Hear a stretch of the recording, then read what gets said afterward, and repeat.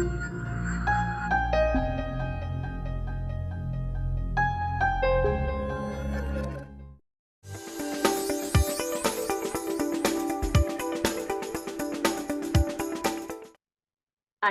வணக்கம்.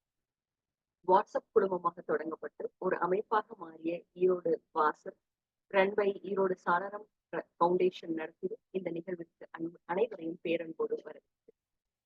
பல்வேறு தலைப்புகளில் கருத்துரையும் அதை தொடர்ந்து உரையாடலும் நிகழ்த்தி கொண்டிருக்கும் அந்திமுற்ற நிகழ்வில் இன்று மருத்துவ காப்பீடு மிகவும் அவசியமான தேவையான ஒன்றை பற்றி உரையாடலாம். மருத்துவ காப்பீடை பற்றி பெயரளவில் நமக்கு நிறைய தெரிஞ்சுக்கனா கூட இன்னும் தெரிஞ்சுக்கிறதுக்கும் தெளிவுகளுக்கும் நிறைய விஷயங்கள் இருக்கு. அதுக்காக தான் இந்த தலைப்பு. இந்த நிகழ்வில் முதலாவதாக வாசல் பட்டயம் வாசிக்க ஆசிரியர் திரு ரவி. அனைவருக்கும் வணக்கம். வாசல் பட்டயம் ஈரோடு வாசல் உறுப்பினர்களாக நம் படைப்புத்திறன், ஆளுமை திறன் மற்றும் உடல் மன நலத்தினை மேம்படுத்திடவும், சமூக பங்களிப்புடன் இளைய தலைமுறைக்கு வழிகாட்டிடவும், நம் அமைப்பு பெறும் வாய்ப்புகளை தேடல் உள்ளவர்களை ஒன்றிணைத்து முழுமையாகவும் சரியாகவும் பயன்படுத்திக் கொள்வோம். எல்லைகளை தாண்டி பயணிப்போம். நன்றி. அடுத்ததாக வரவேற்புரை வழங்க நாம் அழைப்பது டிபி படைப்பு திருமூர்த்தி அவர்கள்.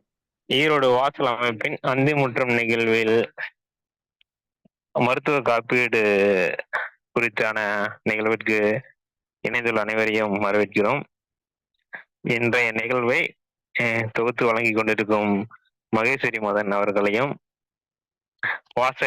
வாசல் பட்டயம் வாசித்த ரவி அவர்களையும், பேச்சாளர் அறிமுகம் செய்ய காத்திருக்கும் ராதா மனோகரன் அவர்களையும், நன்றியுரை வழங்க இருக்கும் மகேஸ்வரி மதன் அவர்களையும், இந்த நிகழ்வை பதிவு செய்து கொண்டிருக்கும் நந்தகுமார் அவர்களையும் வரவேற்கிறோம். மேலும் இன்றைய சிறப்பு பேச்சாளர் காப்பீடு குறித்து நமக்கு தகவல்களை வழங்கி இருக்கும் உமா நந்தகுமார் அவர்களையும் நிகழ்ச்சிக்கு வரவேற்கிறோம். மற்றும் வாசல் அமைப்பின் தலைவர், செயலர், பொருளர் ஆகியோரை நிகழ்ச்சிக்கு வரவேற்கிறோம். மற்றும் வாசல் உறுப்பினர்கள், வாசல் நண்பர்கள், வாசல் அல்லாத பிற நண்பர்களையும் இன்றைய நிகழ்ச்சிக்கு வரவேற்கிறோம். நன்றி. நன்றி மூர்த்தி. தொடர்ந்து நமது பேச்சாளரை அறிமுகப்படுத்த நமது ஐபிபி பள்ளி முதல்வர் திருமதி ராதா மனோகரன் அவர்களை அழைக்கிறோம். ஈரோடு வாசலில் அந்திமுற்றம் சார்பாக நடைபெறும் மருத்துவ காப்பீடு 360 நிகழ்வில் இணைந்திருக்கும் அனைவருக்கும் வணக்கம். இன்றைய நிகழ்வில் சிறப்பு பேச்சாளர் திருமதி உமா மகேஸ்வரி, MSc BEd. இவர் தாளவாடியில் பிறந்து கோபி கலை அறிவியல் கல்லூரியில் பட்டங்கள் பயின்று AKT ஸ்கூல் கள்ளக்குறிச்சி மற்றும் URC ஸ்கூல் ஈரோடு ஆகிய இடங்களில் ஆசிரியராக பணிபுரிந்தவர். தற்போது காப்பீட்டு ஆலோசகராக பணிபுரிகிறார். டீச்சிங், ட்ரைனிங், ஆர்கானிக் ஃபார்மிங் இவருடைய மனதுக்கு மிகவும் நெருக்கமான செயல்கள். புத்தகம் படிப்பதிலும் படித்தவற்றை நுணுக்கமாக ஆராய்ச்சி செய்வதிலும் கைதேர்ந்தவர். எடுத்த காரியத்தை இன்முகத்துடனும் முழு ஈடுபாட்டுடனும் செய்யக்கூடிய இவர் பழகுவதற்கு மிகவும் இலகுவான தோழி. பார்வையில் துருதுருப்பும், செயல்திறனில் நிறைவும், வாழ்வின் மீது நேர்மறையான எண்ணமும் கொண்ட இவர் 2 குழந்தைகளுக்கு தாயார்.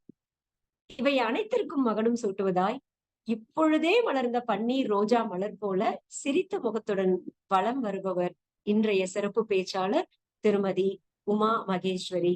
இவரை சபைக்கு அறிமுகப்படுத்துவதில் நான் பெருமகிழ்ச்சி கொள்கிறேன். நன்றி. நன்றி IPP. Now the virtual floor is open to Mrs. Uma Nandakumar. அனைவருக்கும் வணக்கம். மிக சிறப்பான அறிமுகத்தை கொடுத்த ராதா மேம் அவர்களுக்கும் மனமும் கனிந்த நன்றிகள்.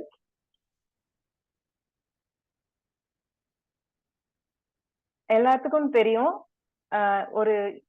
எல்லாத்துக்கும் தெரிஞ்ச ஒரு திருக்குறள், வருமுன்னர் காவாதான் வாழ்க்கை எரிமுன்னர் வைத்தூறு போல கெடும் அப்படின்னு வள்ளுவர் சொன்ன அந்த திருக்குறள் இன்சூரன்ஸ் எடுக்கிறதுக்காகவே வள்ளுவர் சொல்லி வச்சிருக்காரோ என்னமோ தெரியல. அந்த மாதிரி ஒரு அருமையான ஒரு திருக்குறள். நம்மளுடைய நாட்டுக்கு பாதுகாப்புக்கு கொடுக்கக்கூடிய பிரதமருக்கு பொதுவா ஒரு 4 அடுக்கு 5 அடுக்கு பாதுகாப்பு அப்படின்னு இருக்கும். அந்த மாதிரி வீட்டுக்கு நம்மளுக்கு பிரெட் வின்னரா இருக்கக்கூடிய சம்பாத்தியத்தை கொடுக்கக்கூடிய ஒருவருக்கு வீட்டுக்கு பாதுகாக்கக்கூடிய ஒருவருக்கு வந்து பாதுகாப்பு அப்படின்னு நம்ம என்ன கொடுக்குறோம்னா அது கண்டிப்பா ஒரு ஹெல்த் இன்சூரன்ஸ் எடுத்து வச்சுக்கிறதா மட்டும்தான் இருக்கும். நாம வந்து ஒரு அவசர காலத்திலயோ நமக்கு தேவைப்படும் போது நாம போய் ஒரு இன்சூரன்ஸ் நிறுவனத்தை அணுகணும் சரி, அல்லது நம்மள வந்து இன்சூரன்ஸ்காரங்க அணுகணும் சரி, ஒரு முரண்பாடான ஒரு நிகழ்வாகவே இதுவரைக்கும் பல பேருக்கு இருந்திருக்கும். ஆனாலும் இன்சூரன்ஸ் அப்படிங்கிறது ரொம்ப ரொம்ப முக்கியமான ஒண்ணு. அந்த பாதுகாப்பு கொடுக்கக்கூடிய அந்த இன்சூரன்ஸ் அப்படிங்கிறது ஏன் முக்கியம் அப்படின்னா, அதாவது எந்த கேள்விகளுமே கேட்காம ஒருத்தருக்கு வந்து ஒரு வண்டியில போகும்போது சீட் பெல்ட் போடுறது ரொம்ப முக்கியம், ஹெல்மெட் போடுறது ரொம்ப முக்கியம் அப்படின்னு சொல்றாங்க அப்படின்னா, அதை ஏன்னு கேட்காம நம்ம செயல்படுறதுக்கு தயாரா இருக்கிறோம் அப்படின்னம்னா, அப்ப இன்சூரன்ஸ் எடுக்கிறதுக்கும் இந்த மாதிரி கேள்விகளை கேட்காம அது பாதுகாப்புக்கானதை கண்டிப்பா எடுக்கணும் அப்படின்னு சொல்லி நம்ம எல்லாரும் எடுக்க வேண்டிய ஒன்று. இன்சூரன்ஸ் பத்தி மேலும் பல விளக்கங்களையும் அதற்கான சந்தேகங்களையும் நிவர்த்தி பண்றதுக்கு திரு நந்தகுமார் அவர்கள் வருகிறார். வணக்கம் நண்பர்களே. மெடிக்கல் இன்சூரன்ஸ் பொதுவாகவே வந்து நம்மளுக்கு இன்சூரன்ஸ் அப்படின்னா நம்மளுக்கும் இன்சூரன்ஸ்க்கான புரிதலும் இல்லை, இன்சூரன்ஸ் நம்மளை அணுகின விதமும் வந்து பார்த்தீங்கன்னா எப்பவுமே ஒரு முரண்பட்டதாகவே இருக்கும். ஸோ அதனாலேயே வந்து இந்த இன்சூரன்ஸ் வந்து ஒரு எட்டிக்காயாக நம்ம பார்த்துருக்கோம். நம்ம லைஃப்ல முக்கியமானதுக்குள்ள நிறைய அதுக்கு இம்பார்ட்டன்ஸ் கொடுப்போம். பட் இந்த இன்சூரன்ஸ் மட்டும் ஏனோ பார்த்தீங்கன்னா ஒரு ஸ்டெப்பு ஒரு ஸ்டெப் அஹெடாகவே நம்ம, ஏன்னா அது நம்ம பெருசாக நம்ம அதை ஆரத்தழுவி அது ஏன் இம்பார்ட்டன்ட் அப்படிங்கிறது எடுத்துட்டவங்க வந்து ரொம்ப ரொம்ப கம்மியான பெர்சன்டேஜ்னு தான் சொல்லலாம். ஸோ பட் இருந்தாலும் இந்த இன்சூரன்ஸ் எந்த அளவுக்கு முக்கியம், ஏன் இன்சூரன்ஸ் எடுக்கணும், இன்சூரன்ஸ் எடுக்கிறப்ப என்னென்ன பாயிண்ட்ஸ் எல்லாம் பார்க்கணும் அப்படிங்கிறது வந்து இன்னைக்கு ஒரு 20 நிமிஷம் வந்து ஒரு ஷார்ட் அண்ட் ஸ்வீட்டாக பார்த்துடலாம். தென் நெக்ஸ்ட் ஒரு 20 மினிட்ஸ் வந்து உங்களுக்கு இருக்கிற கேள்வி பதில் எதாக இருந்தாலும் நம்ம டிஸ்கஸ் பண்ணிக்கலான்ட்டு பிளான் பண்ணியிருக்கேங்க. ஸோ அப்படி வந்து இன்னைக்கு இது போக போகிறோம். ஏன் ஹெல்த் இன்சூரன்ஸ்? இன்சூரன்ஸ் நிறைய வகை இருக்கு. லைஃப் இன்சூரன்ஸ் இருக்கு, மெடிக்கல் இன்சூரன்ஸ் இருக்கு, வெஹிக்கிள் இன்சூரன்ஸ் இருக்கு, ஃபயர் இன்சூரன்ஸ், அது மாதிரி நிறைய இன்சூரன்ஸ் இருந்தால் கூட ஹெல்த் இன்சூரன்ஸ் அப்படித்தான் நீங்க பார்க்க போறோம். ஏன் ஹெல்த் ரொம்ப முக்கியம் அப்படின்னா, நம்மளுக்கிட்ட ஒரு 1 லட்ச ரூபாய் இல்லை 10 லட்ச ரூபாய் 1 கோடி ரூபாய் செக்குக்கு ஒரு டிஜிட்டல் நம்ம போட்டு வச்சிருந்தாலும் அந்த முன்னாடி இருக்கிற 1ங்கிற நம்பருக்கு இருக்கிற வேல்யூ தான் வந்து நம்மளுக்கு ஹெல்த் மாதிரி. அந்த 1ங்கிற டிஜிட் இல்லை அப்படின்னா பின்னாடி எத்தனை ஜீரோ இருந்ததுனால அதுக்கு வேல்யூ இல்லை. அதே மாதிரி நம்ம லைஃப்ல என்ன இருந்தாலும், எவ்வளவு சொத்துக்கள் என்ன இருந்தாலும், என்ன ரிலேஷன்ஷிப் இருந்திருந்தாலும், நம்ம கிட்ட அந்த ஹெல்த் இல்லை அப்படின்னா அந்த ஹாப்பினஸ் நம்ம கிட்ட இருக்காது. ஸோ அல்டிமேட்டா நம்ம வாழ்றதுக்கு கண்டிப்பா நம்ம ஹெல்த் வந்து ரொம்ப முக்கியம். அந்த ஹெல்த்தை ப்ரொடெக்ட் பண்ணிக்கிறதுக்கான ஒரு டூல் தான் பார்த்தீங்கன்னா ஹெல்த் இன்சூரன்ஸ். ஸோ இதுதான் ஹெல்த் இன்சூரன்ஸ் நம்ம ஏன் எடுக்கணுங்கிறது பொதுவாக நம்மளுக்கு எல்லாத்துக்குமே தெரிஞ்சிருக்கும். மெடிக்கல் அதாவது ஒரு ஹாஸ்பிட்டல் போறோம், ஒரு நோய்வாய்ப்பட்டு போறோம் அப்படின்னா அங்க ஆகிற செலவுகளை, மெடிக்கல் எக்ஸ்பென்சஸ் வந்து எய்தர் கேஷ்லெஸ் ஆர் ரீஎம்பர்ஸ். நம்ம கேஷ்லெஸ்னா கேஷே கட்டாம நம்ம கிளைம் பண்ணிக்கிறது, அப்படி இல்லாட்டினா அந்த பில்ஸை கலெக்ட் பண்ணி நம்ம ரீஎம்பர்ஸ் சப்மிட் பண்ணி நம்ம வாங்கிக்கிறது. ஸோ எய்தர் 2 வேஸ்ல வந்து நம்ம பண்ணிட்டு இருப்போம். இதுதான் வந்து மெடிக்கல் பாலிசி ஜென்ரலா எடுத்திருக்கிறவங்க பண்றது. அதாவது சர்ஜரியில இருந்து ஒரு காய்ச்சல் இருந்து எல்லாத்துக்குமே, ஒரு கேன்சர் பேஷண்ட் இது வரைக்கும் பாத்தீங்கன்னா நம்ம இந்த இன்சூரன்ஸ்ல, ஹெல்த் இன்சூரன்ஸ்ல கவர் பண்ணிக்கலாம். அதுலயும் வந்து மெயினா ஒரு சே ஃபார் எக்ஸாம்பிள், நான் இன்னைக்கு ஒரு டிசீஸை நான் டயக்னைஸ் பண்றதுக்கு முன்னாடி ஒரு போஸ்ட் ஹாஸ்பிட்டலைசேஷன், ப்ரீ ஹாஸ்பிட்டலைசேஷன் சொல்லுவோம். நம்ம ஹாஸ்பிட்டல் அட்மிட் ஆகிறோம் அப்படின்னா அந்த நோய் சம்பந்தமா 30 நாளைக்கு முன்னாடியும் இல்ல 60 நாளைக்கு பின்னாடியும் வந்து ஆகிற செலவையும் நம்ம கிளைம் பண்ணிக்க முடியும். அது வந்து இந்த மெடிக்கல் ஹெல்த் இன்சூரன்ஸ்ல இருக்கிற ஒரு அடிஷனல் அட்வான்டேஜ். தென் ரெண்டாவது, நம்ம ஏன் ஹெல்த் இன்சூரன்ஸ் எடுத்துக்கிறதுக்கு ரெண்டாவது பாயிண்ட் வந்து நம்ம ப்ராப்பரான ஒரு மெடிக்கல் ட்ரீட்மெண்ட் எடுத்துக்க முடியும். சே ஃபார் எக்ஸாம்பிள், நான் இன்சூரன்ஸ் இல்லாம போய் எடுக்கிறேன் அப்படின்னா எனக்கு அந்த டாக்டர் ஆர் அந்த ஹாஸ்பிட்டல் என்ன ட்ரீட்மெண்ட் கொடுத்தாங்க அப்படிங்கிறது எனக்கும் அந்த ஹாஸ்பிட்டலுக்கு மட்டும்தான் தெரியும். வேறஸ் நீங்க ஒரு மெடிக்கல் இன்சூரன்ஸ் பாலிசி எடுத்துட்டு நீங்க போறீங்க அப்படின்னா உங்களுக்கு பேக் எண்ட்ல இருந்து அந்த இன்சூரன்ஸ் பாலிசி, இந்த இன்சூரன்ஸ் கம்பெனியில் இருக்கிற டாக்டர்ஸ் வந்து அதை அசஸ் பண்ணுவாங்க. இன்கேஸ் ஏதாச்சும் ஒரு எராட்டிக்கான ஒரு ட்ரீட்மெண்ட்ஸ் போகுது அப்படின்னாலும் இமிடியேட்டியா அவங்க வந்து அதில் இன்டர்வென்ட் பண்றதுக்கான வாய்ப்புகள் இருக்கு. ஸோ நம்மளுக்கு வந்து ஒரு கரெக்டான ஒரு மெடிக்கல் ட்ரீட்மெண்ட் தான் கிடைக்குது அப்படிங்கிறத இன்ஷூர் பண்ணிக்கிறதுக்கு இந்த ஹெல்த் இன்சூரன்ஸ் உங்களுக்கு வந்து கண்டிப்பா சப்போர்ட் பண்ணும். Then third, protect your family. கொஞ்ச நேரத்துக்கு முன்னாடி உமா மேடம் சொன்ன மாதிரி தான், ஒரு ஹையர் எண்ட் இருக்கிற ஒருத்தருக்கு வந்து 2 அடுக்கு 3 அடுக்கு பாதுகாப்புன்னு நம்ம கொடுக்குறோம். பட் நம்ம ஃபேமிலிக்கு ரொம்ப வேல்யூபிளா இருக்கிற ஒரு பிரெட் வினர் அப்பாவாகட்டும் ஒரு அம்மாவாகட்டும், அவங்களுக்கு நம்ம என்ன மாதிரி ப்ரொடெக்ஷன் கொடுக்க முடியும் அப்படின்னா இன்சூரன்ஸ் தான் நம்ம கொடுப்போம். பொதுவாக நம்ம சொல்லுவோம், இன்சூரன்ஸ் எப்பவுமே யாரையும் ஒருத்தர் வந்து பணக்காரனாக்காது, ஆனா ஏழையாகவும் பார்த்துக்கும். இவர் எந்த ஒரு மெடிக்கல் எக்ஸ்பென்சஸோ வேற என்ன அன்பார்ச்சுனேட் ஒரு லாஸ் இருந்தா கூட அந்த இன்சூரன்ஸ் வந்து அது வந்து செட் ஆஃப் பண்ணிடும். ஸோ நம்ம ஃபேமிலியை வந்து ப்ரொடெக்ட் பண்ணிக்கிறதுக்கு நம்ம எந்த ஒரு மெடிக்கல் எமர்ஜென்சியில் நம்ம யாரையும் ஃப்ரெண்டையோ சித்தப்பா அது மாதிரி ரிலேஷன் யாரையும் நம்ம கூப்பிட வேண்டியதில்லை. இன்ஃபேக்ட் நம்ம கிட்டயே 1 கோடி ரூபாய் பணம் இருக்குனால் கூட ஒரு மிட் நைட்லயே இல்லை வேற ஏதோ ஒரு அன்பார்ச்சுனேட் டைம்ல ஒரு ஆக்சிடென்ட் ஆயிடுச்சு, இமீடியட்டா நம்ம ஹாஸ்பிட்டலுக்கு ஒரு கேஷ் கட்டணும், அப்பதான் அவங்க வந்து ஆப்ரேஷன் ஆர் சர்ஜரி ஆரம்பிக்கிறாங்க அப்படின்னா நம்ம பேங்க் அக்கௌண்ட்ல 1 கோடி இருந்ததுன்னா கூட ஈவன் ஜிபேவோ ஆர் செக்கோ கூட போட்டு கொடுக்க முடியாது. பட் என் கையில் இருக்கிற ஒரே ஒரு ஹெல்த் இன்சூரன்ஸ் ஐடி கார்டு வச்சு நான் இமீடியட்டா அந்த ட்ரீட்மெண்ட் வந்து ஸ்டார்ட் பண்ண முடியும். ஸோ இது வந்து ஹெல்த் இன்சூரன்ஸ் இருக்கிற மிகப்பெரிய அட்வான்டேஜ் ஆர் பலம். தென் 4வது வந்து ஹெல்த் கேர். இன்னைக்கு இருக்கிற மெடிக்கல் கம்பெனிஸ் ஆர் மெடிக்கல் பாலிசிஸ்ல எல்லாத்துலயுமே மோரோவர் இது கொண்டு வந்துட்டாங்க. என்ன அப்படின்னா மாஸ்டர் ஹெல்த் செக்அப்னு சொல்லுவாங்க. ஸோ மாஸ்டர் ஹெல்த் செக்அப் எதுக்கு அப்படின்னா இன்னைக்கு 30 or 35 இருக்கிறோம். நம்மளோட லைஃப் ஸ்டைல், நம்மளுடைய வே ஆஃப் ஃபுட் ஹேபிட்ஸ் அதெல்லாமே பார்த்தோம்னா கண்டிப்பா நம்ம ஒரு 45-50க்குள்ளேயே ஏதோ ஒரு கிரானிக்கல் டிசீஸ்ல வந்து நம்ம மாட்டிக்கிற மாதிரி இருக்கும். சே ஃபார் எக்ஸாம்பிள் டயாபெட்டிஸ் ஆகட்டும், இல்லை பிளட் ப்ரெஷர் ஆகட்டும், இல்லை கேன்சரோ, இல்லை அந்த மாதிரி ஏதோ ஒரு கிரானிக்கல் டிசீஸ் வந்து நம்மளுக்கு தெரிஞ்சோ தெரியாமலோ நம்ம லைஃப்ல டிராவல் பண்ற மாதிரி இருக்கும். பட் இந்த ஹெல்த் கேர், அதாவது ஹெல்த் செக்அப்ஸ் அந்த மாதிரி ஒரு அடிஷனல் பெனிஃபிட்ஸ் அவங்க தர்றப்போ நம்ம ஒரு இயர் ஆன் இயர் நம்ம செக் பண்ணக்குள்ள நம்ம வரும் ஏதாச்சும் ஒரு நோய் வர்றதுக்கு முன்னாடியே நம்ம அதை கண்டறிஞ்சு நம்ம ஒரு ட்ரீட்மெண்ட்டோ அதுக்குண்டான ஒரு மெடிகேஷன்ஸ் நம்ம எடுத்துக்கிறதுனால நம்ம லைஃப் வந்து கொஞ்சம் சேஃபா பாதுகாக்கப்படும். ஸோ இது இன்னொரு அட்வான்டேஜ். 5th வந்து லைஃப் எக்ஸ்பெக்டன்சி. ஆக்சுவலா 1960 சர்வே படி இந்தியாவில் வந்து 45 வருஷம் தான் வந்து மனிதன் உயிர் வாழ முடியும். அதாவது அந்த அளவுக்கு தான் உயிர் வாழ்ந்துட்டு இருக்காங்க, லைஃப் ஸ்பேன் சொல்லுவோம். ஸோ இது ஒவ்வொரு 10 வருஷத்துக்கு நம்ம பார்த்தோம் அப்படின்னா 45 இருந்தது 1970 47 வருஷமாச்சு, 80களில் அது 53 ஆச்சு, 1990 இதே 58 வருஷமாச்சு. இந்தியாவில் இருக்கிற ஒரு சராசரி மனிதனுடைய ஆயுள் காலம். இது 2000 என்னாச்சுன்னா 62 ஆச்சு, 2010 66, 2020 கிட்டத்தட்ட இது 70 தொற்றுச்சு. ஏன்னா பிகாஸ் ஆஃப் மெடிக்கல் உபகரணங்கள், மெடிசின்ஸ் இந்த மாதிரி எல்லாம் அப்கிரேட் ஆகி வரங்காட்டிக்கு நம்மளோட லைஃப் எக்ஸ்பெக்டன்சி வந்து, அதாவது நம்ம லைஃப் ஸ்பேன் தான் அதிகமாச்சு, ஹெல்த் ஸ்பேன் அதிகமாகல. ஸோ இந்த லைஃப் ஸ்பேன் அதிகமானங்காட்டிக்கு நம்ம வந்து கண்டிப்பா நம்ம உயிர் வாழணும். பட் அதுக்கு என்னன்னா கண்டிப்பா ஒரு மெடிசன் சப்போர்ட் இல்லாம நம்ம பண்ண முடியாதுங்கிற ஒரு சுச்சுவேஷன் வந்துச்சு. எகைன் இன்னைக்கு இந்த வருஷத்தோடைய ஒரு ஆவரேஜ் எக்ஸ்பெக்டன்சி, லைஃப் எக்ஸ்பெக்டன்சி பார்த்தோம்னா 67 இருக்கு. அது எதனாலனா கொரோனாக்கு அப்புறம் அது கொஞ்சம் டிராப் ஆயிருக்கு. ஸோ நம்ம லைஃப் எக்ஸ்பெக்டன்சி எந்த அளவுக்கு அதிகமாயிடுச்சோ அந்த அளவுக்கு நம்ம வந்து கண்டிப்பா இந்த ஹெல்த் இன்சூரன்ஸா நம்பி இருக்கிற மாதிரி தான் இருக்கிறோம். ஸோ கண்டிப்பா இந்த ஹெல்த் இன்சூரன்ஸ் வந்து நம்மளுடைய சேவிங்ஸ்க்காகவும் இது கண்டிப்பா நம்மளுக்கு ப்ரொடெக்ட் பண்ற மாதிரி இருக்கும். தென் 6th இது பார்த்தீங்கன்னா நெக்ஸ்ட் ஜென்ரேஷனுக்கான அசெட் ஆர் லைபிலிட்டி. நண்பர்களே, நம்ம இன்னைக்கு நம்ம அப்பா அம்மாவுக்கு எத்தனை பேர் ஹெல்த் இன்சூரன்ஸ் வச்சிருக்கிறோம், இல்ல அவங்களுக்கு இருக்கிற மெடிக்கல் காம்ப்ளிகேஷன்ஸ்க்கு நம்ம எந்த அளவுக்கு நம்ம அஃபோர்டபுளா ட்ரீட்மெண்ட் கொடுத்துட்டு இருக்கோம் அப்படிங்கறது திங்க் பண்ணி பாருங்க. ஸோ அதே பாயிண்ட் ஆஃப் வியூல நீங்க நாளைக்கு உங்களுக்கு பின்னாடி வர சந்ததிகளுக்கு நீங்க அசட்டா இருக்க போறீங்களா இல்ல லயபிலிட்டியா இருக்க போறீங்களா? சரி, அது மீன்ஸ் என்ன இன்னும் கிளியரா சொல்லணும் அப்படின்னா, நீங்க இன்னைக்கு ஹெல்த் இன்சூரன்ஸ் எடுக்காம அவங்களுக்கு நாளைக்கு 1 லட்ச ரூபா 2 லட்ச ரூபா சம்பளம் வாங்க வச்சால் கூட மறுபடியும் உங்களுக்கான ஒரு மெடிக்கல் எக்ஸ்பென்சஸா நீங்க அவங்களுக்கு அந்த பேர்டன் கொடுக்க போறீங்களா, இல்ல உங்களுக்கான மெடிக்கல் இன்சூரன்ஸ் நீங்களே போட்டு அவங்களுக்கு லைஃப் கைடிங்க்கு ஒரு அசட்டா மட்டும் நீங்க இருக்க போறீங்களாங்கிறத நீங்க தான் முடிவு பண்ணணும். ஸோ ஹெல்த் இன்சூரன்ஸ் வந்து உங்களுக்கு ஒரு மிக முக்கியமான ஒரு இது கொடுக்க போறது என்ன அப்படின்னா, நீங்க உங்க அடுத்த வர தலைமுறைக்கு நீங்க அசட்டா இருக்கிறீங்களா லைபிலிட்டியா இருக்குங்கிறது தான். தென் மாடர்ன் ட்ரீட்மெண்ட்ஸ். இன்னைக்கு வந்து நிறைய மாடர்ன் ட்ரீட்மெண்ட்ஸ் வந்துட்டே இருக்கு, ரோபோட்டிக் சர்ஜரி அது இதெல்லாம். அதெல்லாம் இன்னைக்கு அஃபோர்ட் பண்ற அளவுக்கு நம்ம இருக்கிறோமா அப்படின்னா, ட்ரீட்மெண்ட்ஸ் வந்துட்டு இருக்குது, காஸ்ட் அதை விட அதிகமாயிட்டு இருக்கு. பட் அது எல்லாமே நம்ம அஃபோர்ட் பண்ண முடியுதா, அதை அக்சஸ் பண்ண முடியுதா அப்படின்னா எகைன் அது இன்னொரு கேள்விக்குறிதான்.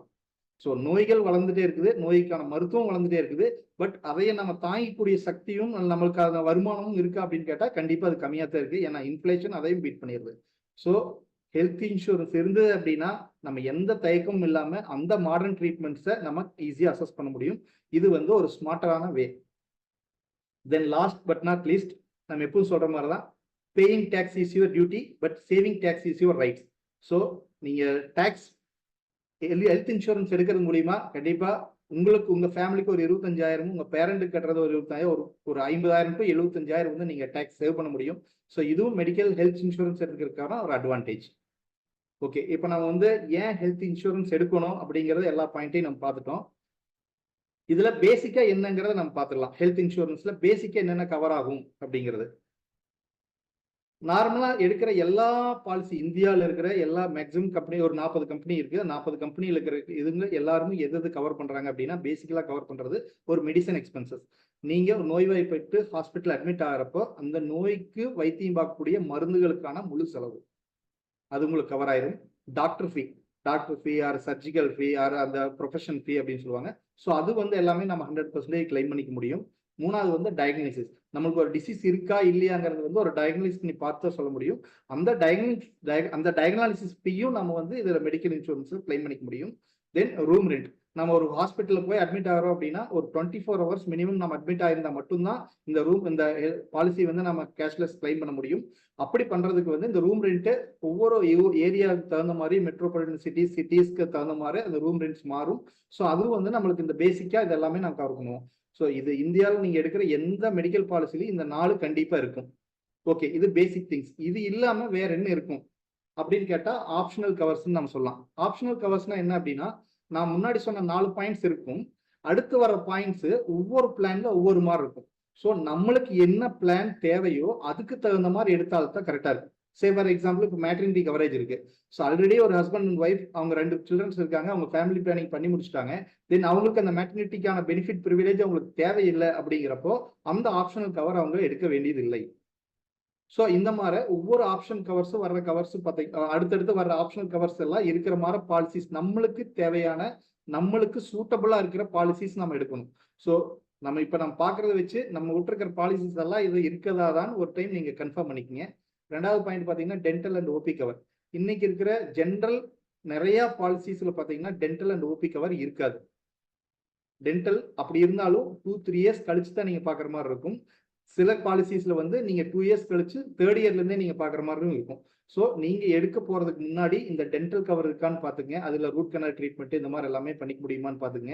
தென் அவுட் பேஷண்ட் ட்ரீட்மெண்ட், அதாவது ஓபி அவுட் பேஷண்ட் சொல்லுவோம். நம்ம போய் நார்மலா ஒரு வெளியே ஒரு அவுட் பேஷண்டா பார்த்துட்டு வர ஒரு 350 ரூபா 400 ரூபா கொடுக்கறதுனாலும் அதையும் நம்ம கிளைம் பண்ணிக்க முடியும். அந்த ஆப்ஷனல் கவர் உங்க மெடிக்கல் பாலிசியில் இருக்கான்னு செக் பண்ணிக்கங்க. தென் 3வது வந்து பர்சனல் ஆக்சிடென்ட் கவர், அதாவது பிஏ பாலிசின்னு சொல்லுவோம். அந்த பாலிசியில் இருக்கிற பிரெட் வினர், அதாவது அப்பா ஆர் அம்மா, அவங்களுக்கு வந்து பர்சனல் ஆக்சிடென்ட் கவர்னு ஒன்று இருக்கும். இன்கேஸ் எனி ரோடு ஆக்சிடென்ட்னால அன்பார்ச்சுனேட் நடந்தது அப்படின்னா அந்த சம் இஷ்யூல வந்து அவங்களுக்கு வந்து கிளைமா கொடுப்பாங்க. ஸோ அந்த ஒரு சின்ன ஒரு 200 or 300 rupees தான் ஆட் ஆகிறா இருக்கும். பட் அந்த கிளைம் அந்த கவர் ஆகுது இல்லையாங்கிறத நம்ம பாலிசியில செக் பண்ணிக்கணும்.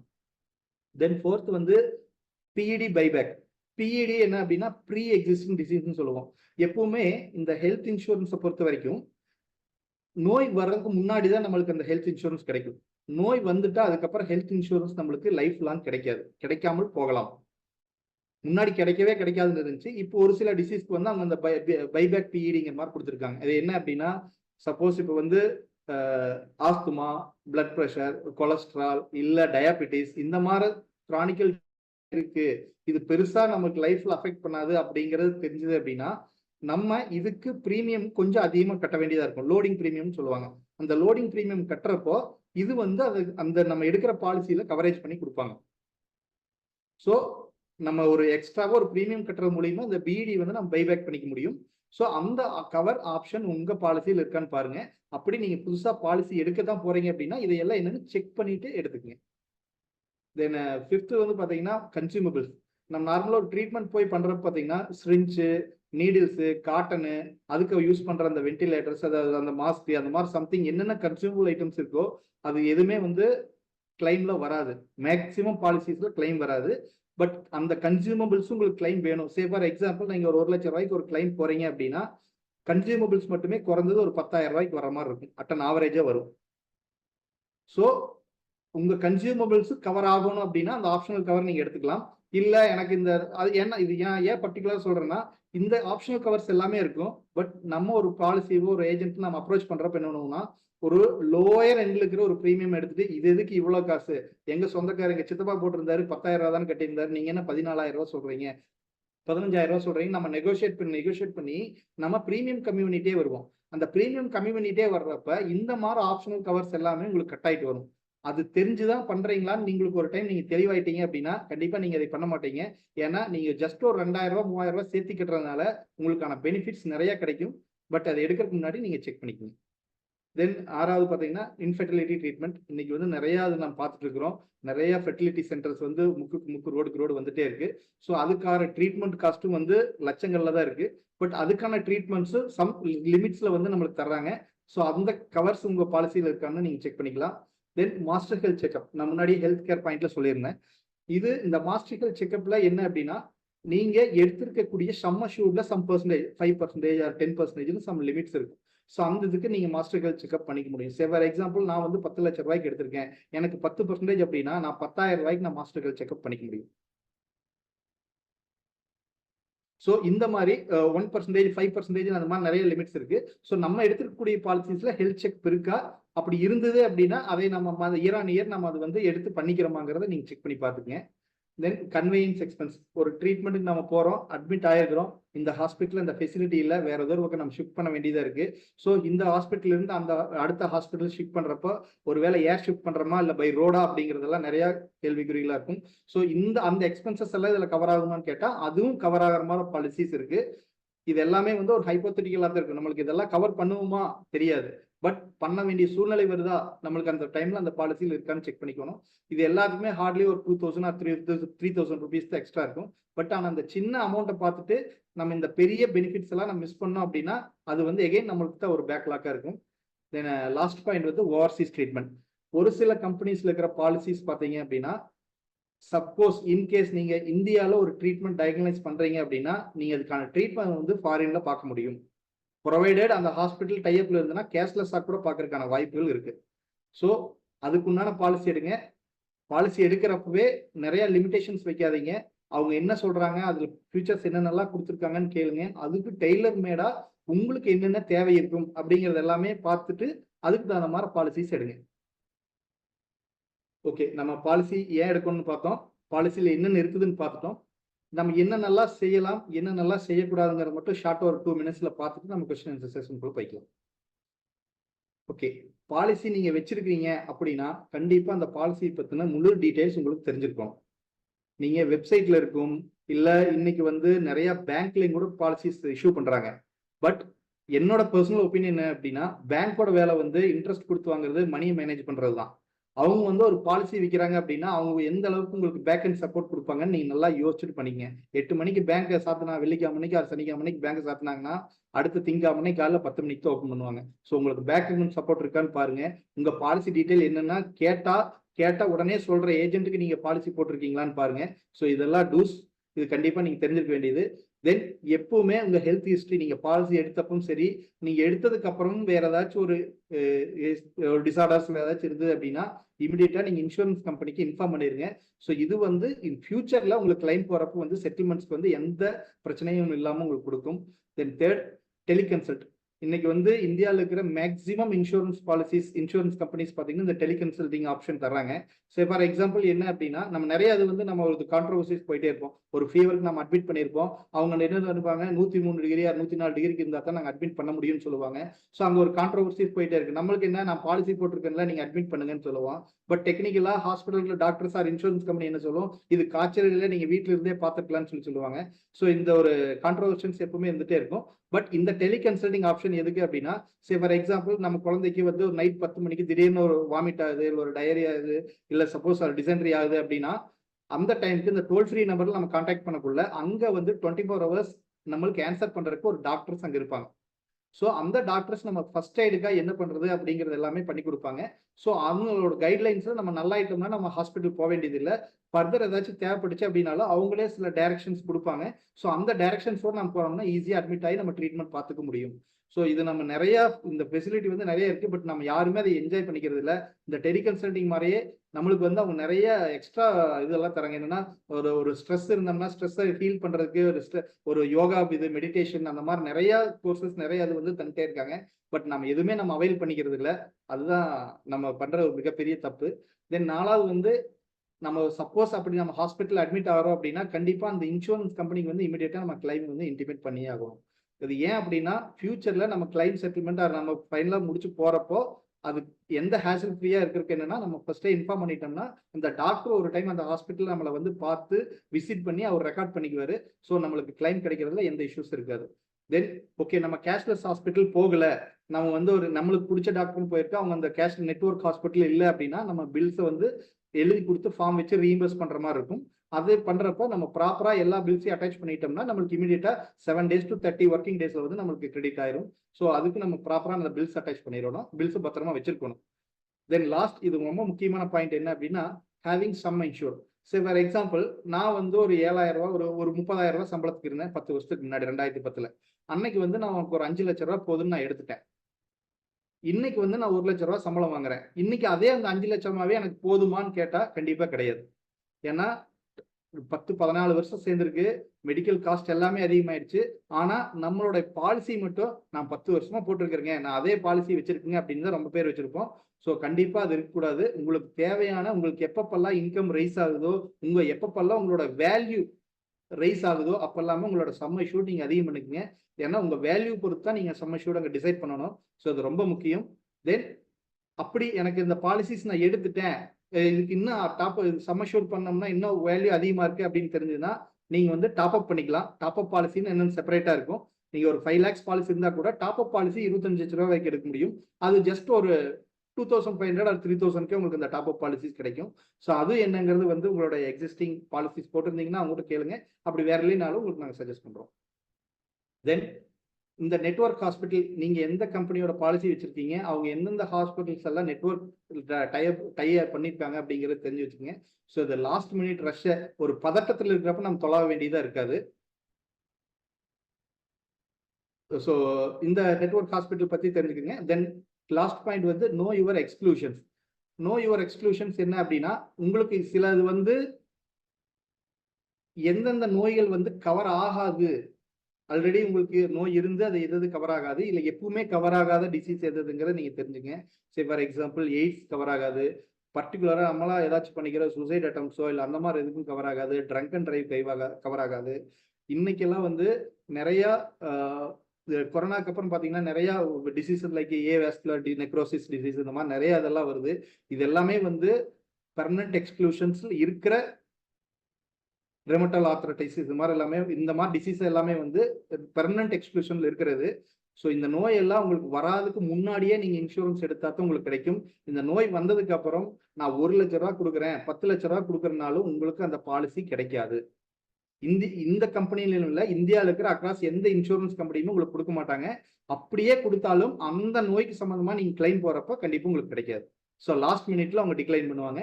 ஸோ முன்னாடி நம்ம சொன்ன மாதிரி தான் வருமுன் எடுத்தா தான் அது இன்சூரன்ஸ், வந்ததுக்கு அப்புறம் எடுத்தது அதுக்கு பேர் இன்சூரன்ஸ் கிடையாது. ஸோ நம்ம நல்லா இருக்கிறப்பே நம்ம எடுத்துட்டோம் அப்படின்னா அது நம்மள லைஃப் டேக் கேர் பண்ணிக்கும். இது இன்னும் நம்ம புரிஞ்சுக்கிறதுக்கு என்ன அப்படின்னா ஒரு ஹஸ்பண்ட் அண்ட் ஒய்ஃப் 2 குழந்தைங்க இருக்காங்க அப்படின்னா அவங்களுக்கு ஒரு 30 வயசுல ஏஜ் என்ட்ரி எடுக்கிறாங்கன்னா ஒரு 65-70 வயசு இருக்காங்கன்னா அவங்களுக்கு அந்த லைஃப் ஸ்பேன் முடிய அவங்க இருக்கிற வரைக்கும் அவங்க கல்யாணம் பண்ணி கொடுத்து வெளியே போனதுக்கு அப்புறம் சரி, அவங்க ஹஸ்பண்ட் அண்ட் ஒய்ஃப் 2 பேரும் 65-70 வயசு இருக்காங்கன்னா ஹார்ட்லி ஒரு 7 லட்சம் to 8 லட்சம் அதிகபட்சம் ரொம்ப ஒரு கம்ஃபர்டபுளான பிளான் எடுத்திருந்தால் கூட ஒரு 10 லட்சத்துக்கு மேல அவங்க கட்டியிருக்க மாட்டாங்க. ஆனா 30 வருஷத்துல எடுத்து ஒரு 65-70 வயசு கிட்டத்தட்ட 40 வருஷம். இந்த 40 வருஷத்துக்குள்ள அவங்க ஒரு 10 லட்சம் ரூபாய்க்கு கிளைம் போகாம இருந்துட்டாங்கன்னா கடவுளுக்கு அவங்க நன்றி சொல்லணும், இந்த பிரபஞ்சத்துக்கு அவங்களுக்கு நன்றி சொல்லியிருக்கோம். ஏன்னா ஹெல்த்தை விட முக்கியம் வேற எதுவும் கிடையாது. அப்படி ஏதாச்சும் போக வேண்டிய சுச்சுவேஷன்ஸ் வந்திருந்தாலும் அவங்களுக்கு அவங்களோட சொந்த கை காசு எதுவும் போயிருக்காது. அவங்களோட ஃபேமிலி அவங்க ஒரு பேட் டைம்ஸ்ல அவங்க ஹாஸ்பிட்டல் அட்மிட் ஆகிறப்போ அவங்கள சுத்தி அவங்க ஃபேமிலி மெம்பர்ஸ் கூட எல்லாம் இருந்து ரொம்ப பார்த்துருப்பாங்க. இதே நம்மளுக்கு அந்த இன்சூரன்ஸ் பிளான் இல்லை அப்படின்னா அவங்களோட ஹஸ்பண்டோ ஒய்ஃபோ அவங்களோ சொந்தக்காரங்களோ பணத்துக்காக கோல்டு லோன் அது இதுன்னு நிறைய பக்கம் சுத்திட்டு இருந்திருப்பாங்க. அந்த கஷ்டத்தெல்லாம் எதுவுமே தயவு செஞ்சு நம்மளும் யாருக்கு கொடுத்துடக்கூடாது, நம்மளுக்கு அந்த கஷ்டம் வரக்கூடாது. ஸோ ஹெல்த் இன்சூரன்ஸ் வந்து ரொம்ப ரொம்ப ரொம்ப முக்கியம். ஓகே, டூஸ் எல்லாம் பார்த்துட்டோம், டோன்ட்ஸ் என்னங்கிறது மட்டும் சிம்பிளா பார்த்துடலாம்.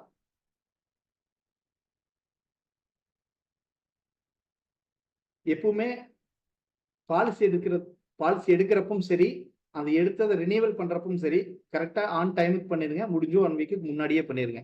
ஏன்னா இன்னைக்கு ரினியூவல் முடியுது அப்படின்னா நீங்க 1 வீக் கழிச்சு பண்றீங்கன்னா அந்த இடையில இருக்கிற 1 வீக் ஆன 7 டேஸ்க்கு வந்து உங்களுக்கு எந்த கவரேஜ் இருக்காது. அந்த கேப்ல ஏதாச்சும் உங்களுக்கு ஒரு டிசீஸோ ஒரு ஆக்சிடென்ட்டோ நடந்து அது வந்து ஒரு பெர்மனன்ட் எக்ஸ்க்ளூஷன் இருந்ததுன்னா டோட்டலாவே உங்க பாலிசி டெர்மினேட் பண்றதுக்கான வாய்ப்புகள் இருக்கு. ஸோ அந்த சுச்சுவேஷன்ஸ்க்கு எப்பவுமே கொண்டு போகாதீங்க. பாலிசி இன்னைக்கு நைட் முடியுதுன்னா 1 வீக் ஆர் 1 மந்த் முன்னாடியே நீங்க ரினியூவல் பண்ணிக்கலாம்.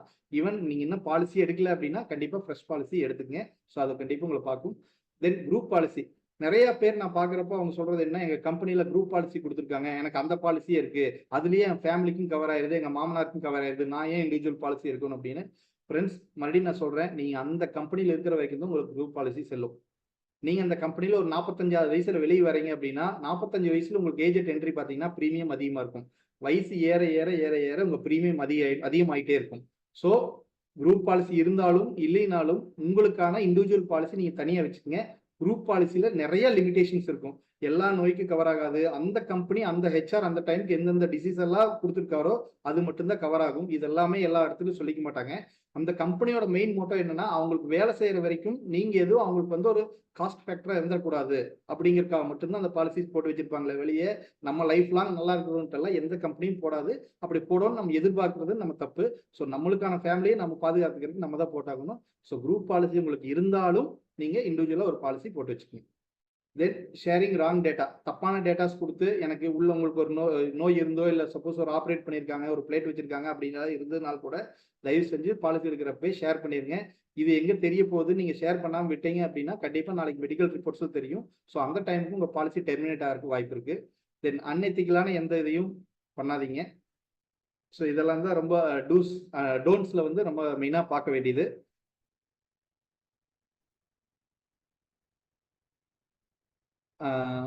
ஓகே நண்பர்களே, நம்ம ஃபர்தர் கொஸ்டின் ஆன்சர் செஷன் போய்க்கலாம்.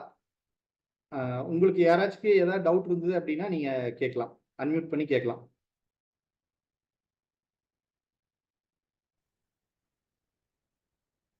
ஓகே. நிகழ்வை பார்த்து கொண்டு இருக்கக்கூடிய நண்பர்களுக்கு ஏதாவது டவுட்ஸ் இருந்துச்சுன்னா அல்லது ஏதாவது தெளிவுபடுத்திக்கணும்னா தெளிவுபடுத்திடலாம். சார் வணக்கங்க, எனக்கு ஒரு டவுட்டுங்க. உங்க நேம் சொல்லுங்க. கிருத்திகா கோகுலகிருஷ்ணன், சென்னையில இருந்து பேசுறேங்க. ஓகே ஓகேங்க மேடம். ஓகே, என்னன்னாங்க, இப்போ வந்து நான் வந்து கேர் ஹெல்த்ல என்னோட பாலிசி இருக்கு.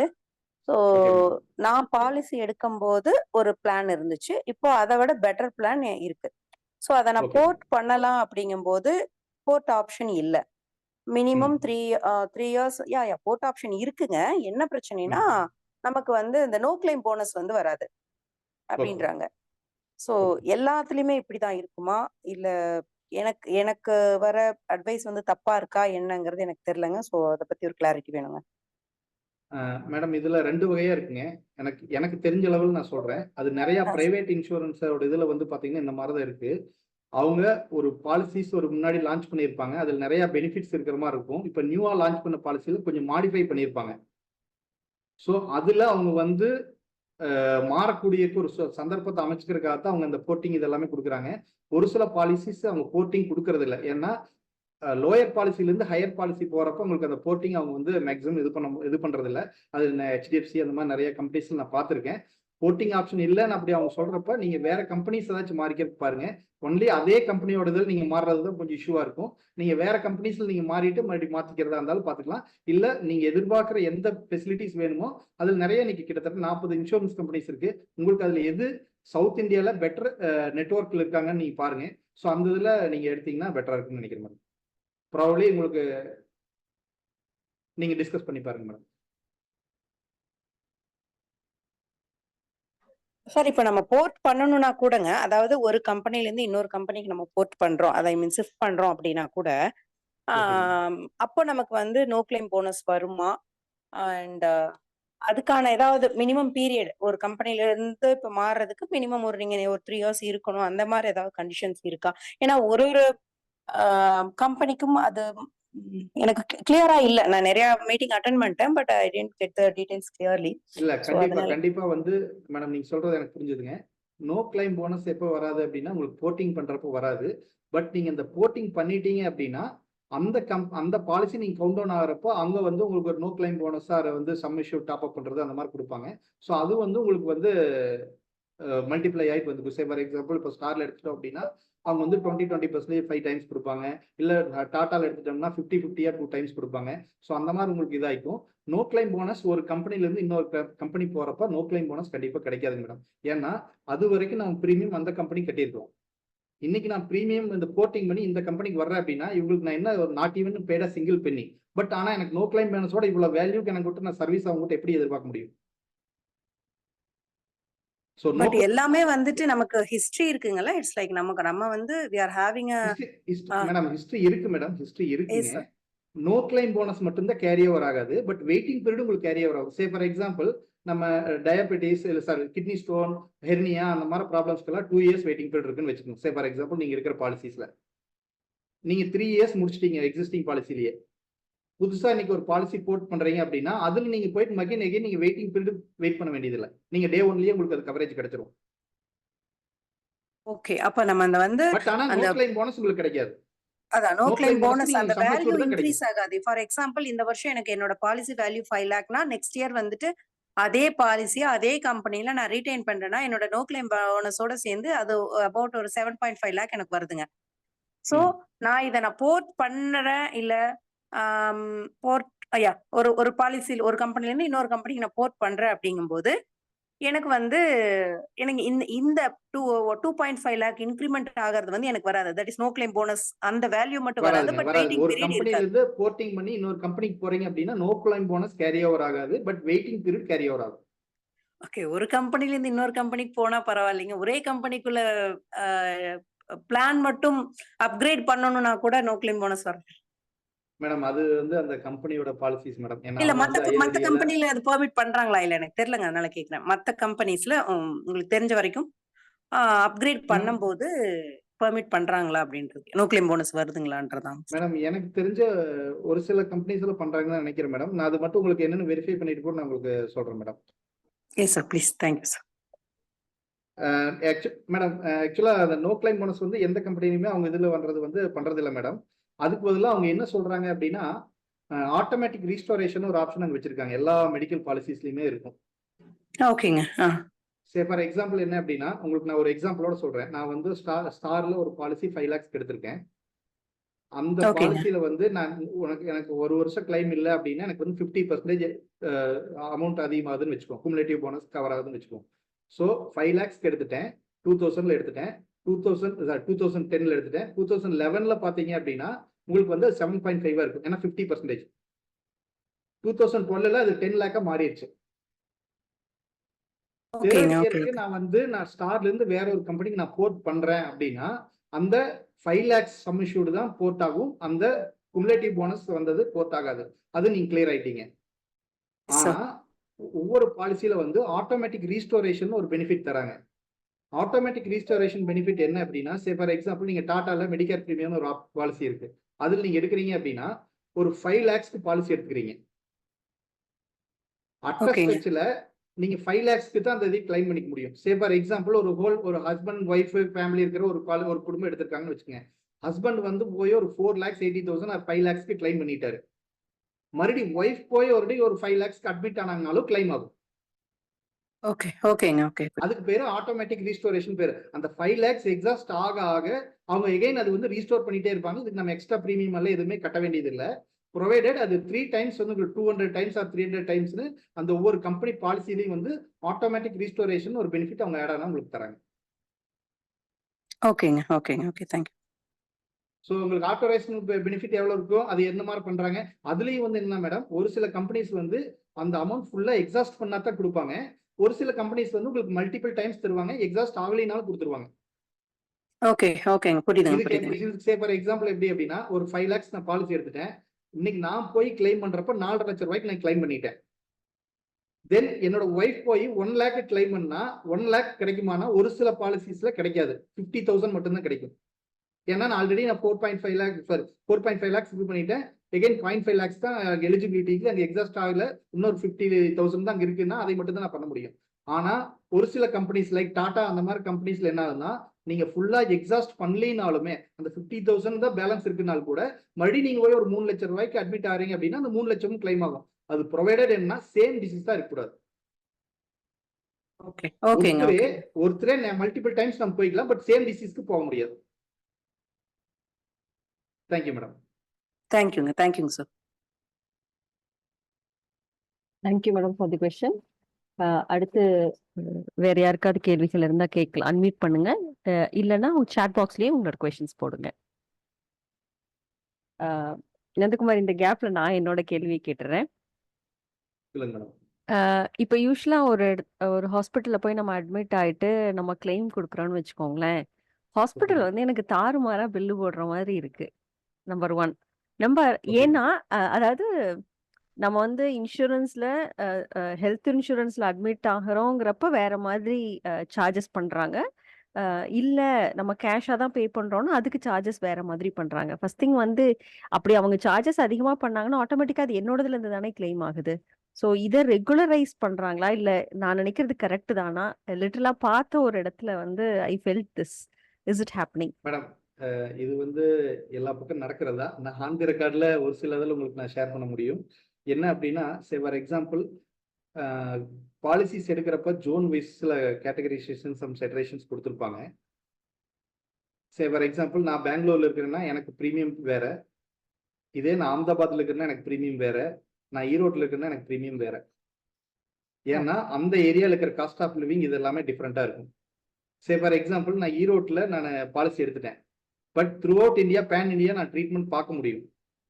நான் இங்கே ஈரோட்டில் ட்ரீட்மெண்ட் பார்க்கறதுக்கோட ரூம் ரெண்ட்டும் மெடிக்கல் எக்ஸ்பென்சஸும் நான் பெங்களூரில் பார்க்கறதுக்கும் டெல்லி எய்ம்ஸில் பார்க்கறதுக்கும் வித்தியாசம் இருக்கு. ஸோ எடுத்த பாலிசி சேம் தான், நான் கட்டின ப்ரீமியம் அதே அந்த ஜோன் வைஸ் தான் கட்டியிருக்கேன், பட் நான் ட்ரீட்மெண்ட் பார்க்கறது அந்த ஏரியாவில் நான் பார்க்குறேன். ஸோ 2000 அதாவது ஒரு 20,000 ரூபாய் கட்டினவங்க ப்ரீமியம் அதே இது பண்ணுறாங்க. பட் இதே வந்து அங்கே இது போகிறப்ப இது பண்ணுறப்பல என்னன்னா, ஸோ இப்போ ஐஆர்டிஏ என்ன அவங்களுக்கு ஃபிக்ஸ் பண்ணியிருக்காங்கன்னா ஒரு டிசீஸ் ஒரு ட்ரீட்மெண்ட் பார்க்குறப்ப வந்து எம்ஆர்பின்னு ஒரு இது ஃபிக்ஸ் பண்ணியிருக்காங்க. இது ஐஆர்டிஏ வந்து அவங்க ஃபிக்ஸ் பண்ணியிருக்கு. ஸோ அந்த மேக்ஸிமம் ரிட்டைல் வந்து அவங்க இது பண்ணிக்கிறாங்க. இப்போ ஃபார் எக்ஸாம்பிள் நம்ம ஒரு கன்சூமர் குரூட் வாங்குறோம், அந்த சோப்பில் பார்த்தீங்கன்னா எம்ஆர்பின்னு ஒன்று இருக்குது, அது வந்து மேக்ஸிமம் ரிட்டைல் ப்ரைஸ். பட் நம்ம கடையில் ஒரு அது 18 ரூபாய்க்கு கூட கொடுப்பாங்க, ஆனால் அது எம்ஆர்பி ப்ரைஸ் வந்து 30 ரூபாய்னு இருக்கும். வேற அது இன்சூரன்ஸ் கிளைம் பண்றப்போ அவங்க எம்ஆர்பில கிளைம் பண்ணிக்கிறாங்க. தட்ஸ் இட், அவ்வளவுதான். இது வந்து லீகல் தான், ஆனா இதையே தாண்டி சில ஹாஸ்பிட்டல்ஸ் மிஸ்யூஸ் பண்ணிடுறாங்க. அது வந்து இன்சூரன்ஸ் கம்பெனி கொடுக்காதங்காட்டிக்கு அதை வந்து டைரக்டா நம்மள மாதிரி பேஷன்ஸா நம்ம இன்சூரன்ஸ் பார்ட்டிஸ் மேல அவங்க பேக் ஃபயர் பண்றாங்க. இது அங்கங்க இலைமறைக்காயா நிறைய இடத்துல நடந்துட்டே தான் இருக்கு. அப்பப்போ ஐஆர்டிஏ ஆக்ஷன்ஸும் எடுத்துட்டே இருக்காங்க. இன்சூரன்ஸ் கம்பெனி அப்பப்போ வந்து சில ஹாஸ்பிட்டல்ஸ் எக்ஸ்க்ளூட் பண்ணும், மறுபடி இன்க்ளூட் பண்ணும், இந்த இது போயிட்டே இருக்கும். ப்ரொவைடர் ஒரு நல்ல ரெப்புடேஷன் இருக்கிற ஒரு கம்பெனிஸா நம்ம பாலிசிஸ் எடுத்துட்டோம் அப்படின்னா இதுக்கான பிரச்சனை இருக்காது. ஏன்னா நிறைய பாலிசிஸ் கொடுத்துருக்கிற கம்பெனி நிறைய கிளைம் ரேஷியோ செட்டில் பண்ணியிருக்கிற கம்பெனினாலதான் இவ்வளவு பாலிசிஸ் இவ்வளவு கிளைம்ஸ் வந்து அஃபோர்ட் பண்ண முடியும்.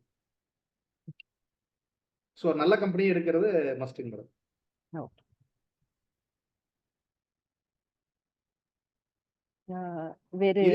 இதே இன்னொரு இது என்ன மேடம், என் இன்சூரன்ஸ் இல்லாம போனா ஏன் அவங்க இது பண்றது இல்லை அப்படின்னா, அவங்களை வந்து கஸ்டமர் ரீட்டைன் பண்றதுக்காக அவங்க என்ன பண்ணுவாங்க அப்படின்னா கொஞ்சம் ஹாஸ்பிட்டல் ரெண்ட்ஸ்ல குறைக்கிற மாதிரி குறைச்சிட்டு மெடிசன்ஸ்ல அது இதுன்னு கொஞ்சம் டாப் அப் பண்ணி கவர் அப் பண்ணிடுவாங்க.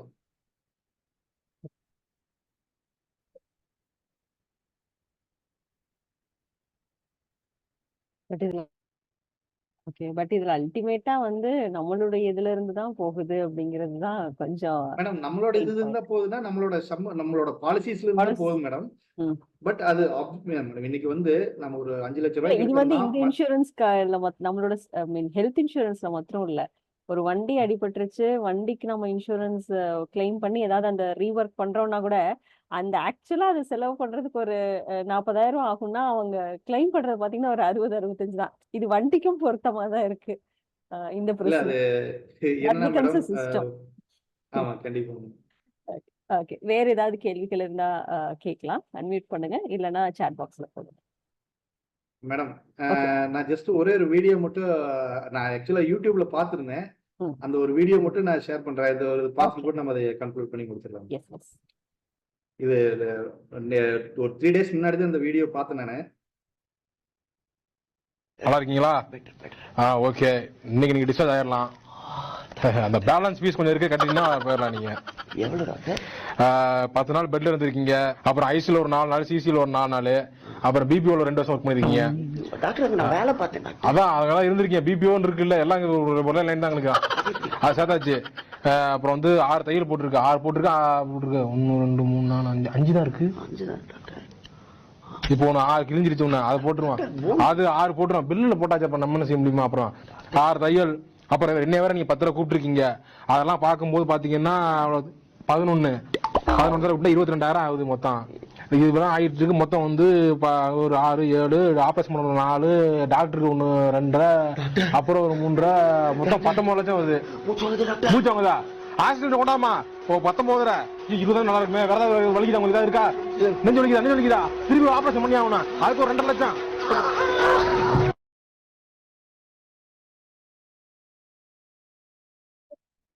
மேடம் இது பாக்குறதுக்கு ஒரு காமெடியா இருந்தால் கூட இது வந்து ரியலா இன்னைக்கு நிறைய நம்ம பாக்குறோம். ஸோ இது எல்லாம் எப்படி இது பண்ணலாம்னா, ஒரு இன்சூரன்ஸ் போடுறப்போ அந்த ரிஸ்க் அப்படியே நம்ம வந்து அந்த இன்சூரன்ஸ் கம்பெனிக்கு மிட்டிகேட் பண்ணிடுறோம்.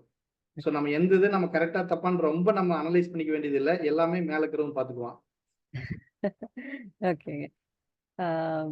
இன்னொரு கேள்வி, இப்போ ஃபேமிலிக்குன்னு இன்சூரன்ஸ் எடுக்கிறோம் இல்லையா? ஒரு ஃபேமிலி இன்சூரன்ஸ்னா குறிப்பா இதெல்லாம் கவர் ஆயிருக்கா அப்படின்னு சில விஷயங்கள், எந்தெந்த விஷயம்லாம் கண்டிப்பா இப்போ நிறைய இன்சூரன்ஸ்ல இப்பெல்லாம் ரூம் ரெண்ட் ஃப்ரீங்கிறது கூட ஆட் ஆயிடுச்சுன்னு சொல்றாங்க.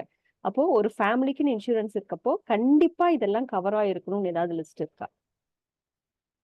மேடம் அது வந்து அவங்களோட எக்ஸ்பெக்டேஷன் தான்.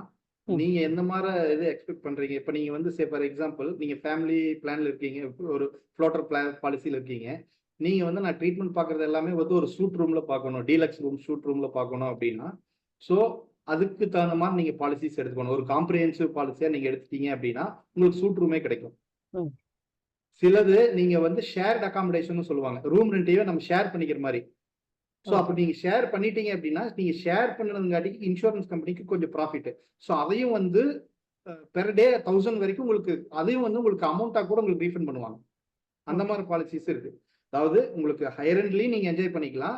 இல்ல நான் ஷேர்டு கேட்டகரியில் நான் போய்க்கிறேன் அப்படின்னா கூட அதுக்கு மிச்சமாகிற பணத்தை அது உங்களுக்கு கொடுத்துருவாங்க. அது இல்லாம கூட நம்மளுக்கு ஹாஸ்பிட்டல்ல அட்மிட் ஆகிக்கிற ஒவ்வொரு நாளுக்கும் லாஸ் ஆஃப் பேக்கு செட் ஆஃப் பண்ற மாதிரி கேஷ்லெஸ் பெனிஃபிட்டும் நம்மளுக்கு என்ஜாய் பண்ற மாதிரி சில பாலிசிஸ் இருக்கு. ஸோ ஃபார் எக்ஸாம்பிள் ஒரு ப்ரோலாங்டா ஒரு 10 days 14 days இருக்கிற மாதிரி இருக்குது. ஆப்வியஸா ஒரு பிரெட் வினரா இருக்காரு, இல்ல ஒரு குழந்தைய அட்மிட் பண்ணியிருக்காரு, இவரு தான் அங்க பக்கத்துல பாத்துக்கிறாரு அப்படிங்கிற மாதிரி இருந்துச்சு அப்படின்னா பெர் டே 1000 rupees வரைக்கும் கூட அவங்களுக்கு கிளைம் கொடுக்குறாங்க. ஓகே. ஸோ எவ்வளவு நாள் இருந்தாங்களோ அதுல ஒரு நாள் கழிச்சுட்டு மீதி கொடுப்பாங்க. ஓகே. அடுத்த ஒரு கொஸ்டின் என்னன்னா, இப்போ மோஸ்ட்லி நம்ம கிட்ட அப்ரோச் பண்றவங்க ஏஜென்ட்ஸா இருக்காங்க, ஏதோ ஒரு மெடிக்கல்.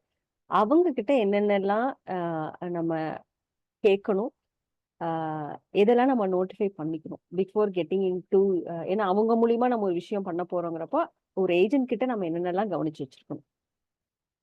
மேடம் பொதுவா என்னோட ஆங்கிள் இருந்து நான் சொல்றது, நான் எதிர்பார்க்கறது என்ன அப்படின்னா, உங்க சைட்ல நீங்க என்ன இன்கம் பண்றீங்க, உங்களுக்கு என்ன மாதிரி சம் அஷ்யூர் வேணுங்கிறத நீங்க முன்னாடி சொல்லிடலாம். சொல்லிட்டு உங்களுக்கு உங்க ஃபேமிலி இல்ல உங்க ஃபாதர் மதர்ல இருந்து ஏதாச்சும் ஹெரிடிட்டரியா ஏதாச்சும் டிசீஸ் இருக்கா அப்படிங்கிறதாச்சும் பேக்ரவுண்ட் ஹிஸ்டரி ஏதாச்சும் இருந்ததுன்னா நீங்க ஷேர் பண்ணிக்கலாம். அது ஷேர் பண்ணிட்டு நீங்க கேட்டீங்க அப்படின்னா அவர் வந்து உங்களுக்கு அவர் வந்து மேபி 1 கம்பெனியா 2 கம்பெனில ஒரு பாலிசி வச்சிருப்பாரு, மேபி அவர் டீலர் இது பண்ணிட்டு இருப்பாரு. ஸோ அவரு உங்களுக்கு எது பெஸ்டா இருக்குங்கிறத சஜஸ்ட் பண்ணுவாரு. ஆப்வியஸா அவர் என்ன எந்த பாலிசி சொல்றாரோ அதுல வந்து ஃபுல்லா அந்த எல்லா பாலிசி இருக்கிற டீடைல்ஸ் நீங்க கேட்டு படிச்சு பார்க்கலாம். இது வந்து நம்ம லைஃப்க்கு உண்டானது, நம்மளுக்கு முக்கியமான ஒரு இது. இது மெயின் என்னன்னா, இப்ப நான் பாலிசி எடுக்கிறது நம்ம ஃபேமிலிக்கு இந்த பாலிசி பத்தி தெரிஞ்சிருக்கணும். ஓகே. இப்ப நான் பாலிசி எடுத்திருக்கேன், எனக்கு எல்லாமே தெரிஞ்சிருக்கு. பட் நான் ஹாஸ்பிட்டலைஸ் ஆகிறப்ப என் வீட்டுல எங்க ஃபேமிலிக்கு யாருக்கும் தெரியல அப்படின்னா அது நோ யூஸ். ஓகே. ஸோ அது வந்து நம்ம என்ன எடுத்திருக்கிறது, ஒரு ஏஜென்ட் நான் ஃபர்ஸ்ட் அவர் நம்ம இது என்னோட பெர்செப்ஷன் என்ன அப்படின்னா, ஃபர்ஸ்ட் நம்ம ஏஜென்ட் எந்த பேர் என்டர்டைன் பண்றங்கிறதே இருக்கும். இல்லைங்க நான் பிஸியா இருக்கிறேன், நாளைக்கு பார்த்துக்கலாம். இல்லைங்க எனக்கு கம்மியா இருக்கிறது. இப்படித்தான் நான் அட்டன் பண்ற ஒரு 100 கால்ல 90 கால் 95 கால் இந்த மாதிரி தான் இருக்கும்.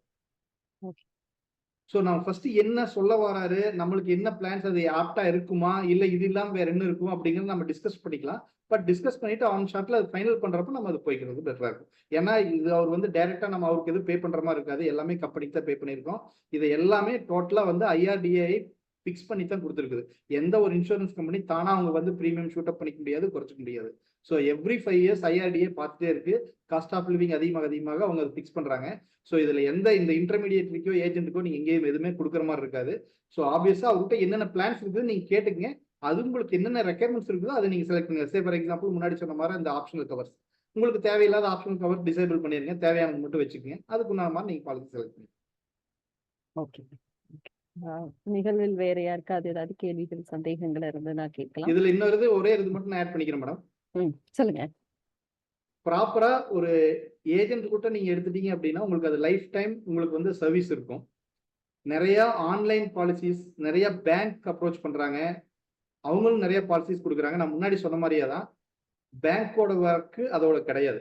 நீங்க அங்க பாலிசி எடுத்தீங்க அப்படின்னா சர்வீஸ் அங்க 100% கிடைக்குது அப்படிங்கிற பட்சத்துக்கு நீங்க அங்க எடுங்க. அப்படி இல்லாட்டினா ஒரு ட்ரஸ்டட் ஏஜென்ட் மூலியமா எடுத்துட்டீங்க அப்படின்னா உங்களுக்கு லைஃப் லாங் பேக்கப் சப்போர்ட்டும் கிடைக்கும்.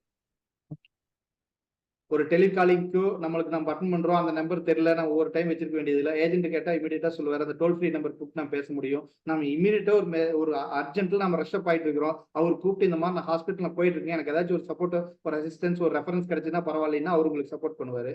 ப்ரொவைடட் நீங்க தேர்ட் பார்ட்டியா ஆன்லைன்லயோ ஏதோ ஒன்று போறப்போ அந்த சப்போர்ட் கிடைக்காது. நாளைக்கு ரீஇம்பர்ஸ்மெண்ட்டா வேற ஏதோ ஒன்று போறப்போ நம்மளுக்கு எந்த சப்போர்ட்டும் அங்க இல்லைங்கிறப்போ அது வந்து கிட்டத்தட்ட ஒன் வே கம்யூனிகேஷனா தான் இருக்கும். அது ரொம்ப சிரமமாகவும் இருக்கும். Okay okay. வேறு யாருக்காவது ஏதாவது சந்தேகங்கள் இருந்தால் அன்மியூட் பண்ணலாம், இல்லை கொஸ்டினை சாட் பாக்ஸில் போடுங்க.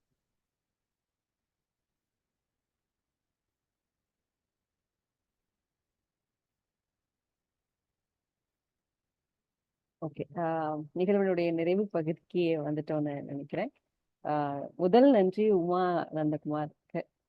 பிகாஸ் இதோடைய அவசியத்தை, அந்த தேவை அறிந்து அந்த விஷயத்தை எடுத்ததுக்காக அவங்களுக்கு மிக்க நன்றிகள். அடுத்ததாக திரு நந்தகுமார் அவர்கள் ரொம்ப பொறுமையா நாம என்ன எதிர்பார்க்கிறோம், எதெல்லாம் இவங்க தெரிஞ்சுக்கணும், இதெல்லாம் அவங்க தெரிஞ்சுக்கிட்டா நல்லது அப்படிங்கிறதுக்கான அந்த ஒரு அதை யோசிச்சு அதை கொடுத்ததுக்கான நன்றிகள். 2 கேள்விகளுக்கான பதில்கள். எப்படி இருந்தா நல்லா இருக்கும், கேள்விகளுக்கு பதில் சொல்றதோட எப்படி இருந்தா நல்லா இருக்கும் அப்படிங்கிற ஒரு சஜஷனையும் கொடுத்தது உங்களுடைய பதில்கள். இருவருக்கும் மனமார்ந்த நன்றிகள். அதனைத் தொடர்ந்து நம்மளுடைய படைப்பின் விபி மூர்த்தி அவர்களுக்கும், அறிமுகப்படுத்திய திருமதி ராதா மனோகர் அவர்களுக்கும், பட்டயம் வாசித்த திரு ரவி அவர்களுக்கும், நமது தலைவர், செயலர், பொருளர் அவர்களுக்கும் மனமார்ந்த நன்றிகள். இன்றைய நிகழ்வில் கலந்து கொண்ட அனைத்து வாசல் உறுப்பினர்களும் மற்ற அனைவருக்கும் மனமார்ந்த நன்றிகள். தொடர்ந்து வாசல்ல இதே மாதிரியான நிகழ்வுகள், பல கருத்துக்கள் தாண்டி பல விஷயங்களுக்காக டிஸ்கஷன்ஸ்க்கு வருவோம். அதுக்கும் நீங்கள் தங்களை இணைத்துக் கொள்ளுமாறு கேட்டுக்கொள்கிறோம். நன்றி.